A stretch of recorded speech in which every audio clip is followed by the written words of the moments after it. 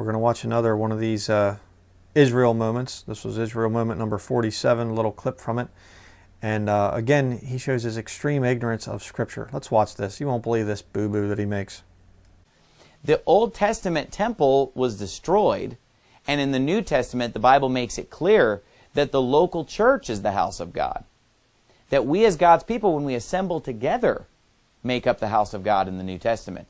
Not a physical building that was destroyed in AD 70. Okay. Let's look here and see what the Bible actually says. Matthew chapter 24, verses 1. We're going to read down through here. And Jesus went out and departed from the temple, and his disciples came to him for to show him the buildings of the temple. Was there a physical temple in the first century? Yes.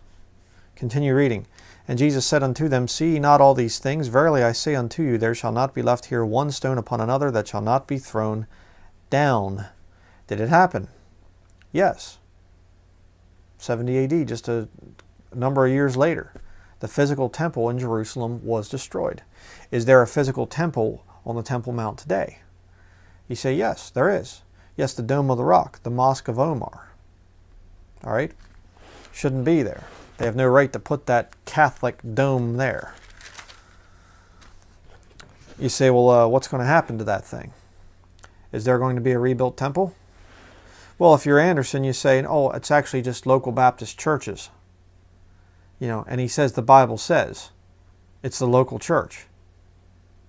No such term local church appears anywhere in your King James Bible. See, Anderson continually will say, the scriptures say, the Bible says, and you look it up, and it's not in there. Nowhere in the King James Bible. He's a liar. And we know who his father is. But look here in Matthew chapter 24, verse 15. When ye therefore shall see the abomination of desolation spoken of by Daniel the prophet stand in the holy place, whoso readeth let him understand. Tells you the location, them which be in Judea. So it's over there in geographic Israel.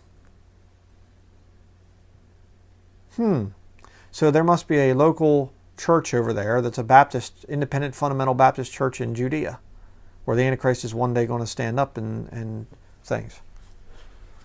No, it's going to be the rebuilt temple in Jerusalem. And if you want another tie into that, if you've seen the other video, you know where I'm going already. 2 Thessalonians chapter 2. Right here, we're not going to read the verses, but right there, you can read them yourself. The description of the man of sin, the son of perdition, the Antichrist. And right there, who opposeth and exalteth himself above all that is called God or that is worshipped, so that he as God sitteth in the temple of God, showing himself that he is God. Temple. Physical temple in the time of Jacob's trouble with the Antichrist sitting in it.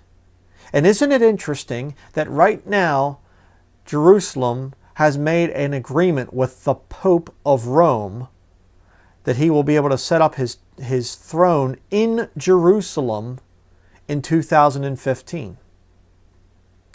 Isn't that interesting? How about that? Yeah, how about that? You say, Brian, do you believe that the Pope is the Antichrist? No, I don't believe that Pope Francis is the Antichrist. I believe his position, his seat, is the seat of the Antichrist. I believe what's going to happen, it's going to be one of the greatest PR events in all history. And it will be when the Antichrist shows up, he sits in the temple of God showing himself that he is God. See, he believes he's going to say that he is God manifest in the flesh. Well, who's the only man that ever did that? Jesus Christ. So when the Antichrist shows up, he's going to look like the paintings of this Jesus Christ guy.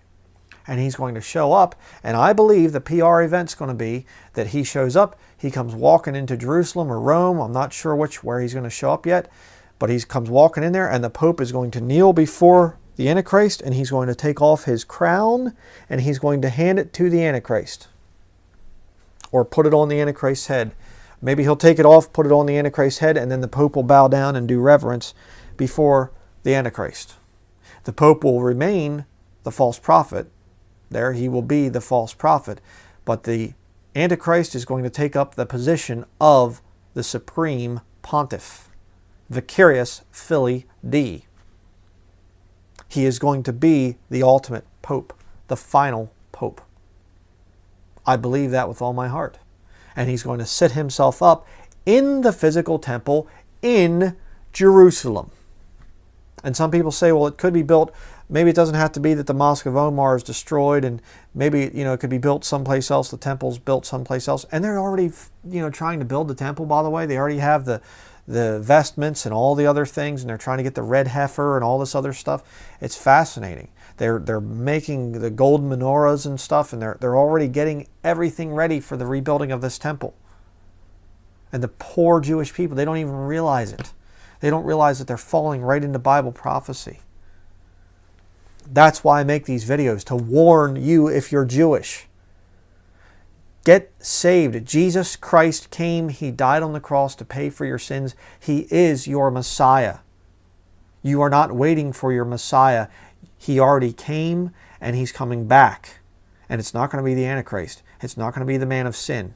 And liars like Steven Anderson are making Jewish people, the dear Jewish people, are turning on Bible-believing Christians like myself, thinking that we all hate you. We all are against you as Jews. We're not all against you.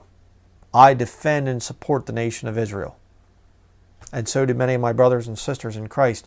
You can see their comments down there in the comments section. Watch out for Steven Anderson. This guy is so ignorant of Scripture, he is willfully ignorant. Don't watch Steven Anderson.